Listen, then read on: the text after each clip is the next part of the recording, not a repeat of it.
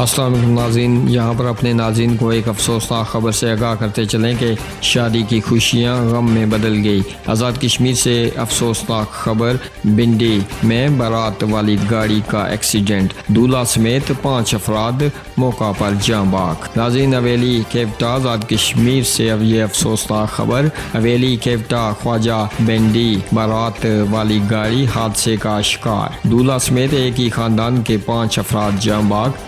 नाज़रीन, हादसा अल सुबह 6 बजे पेश आया। हादसे में दूल्हा मोहम्मद मुबशर, इनके वालिद, चचा और दादा शामिल हैं। जांबाक अफराद का तल्लक मीरपुर आज़ाद कश्मीर से बताया जा रहा है। शादी के लिए ख्वाजा बिंडी आए थे।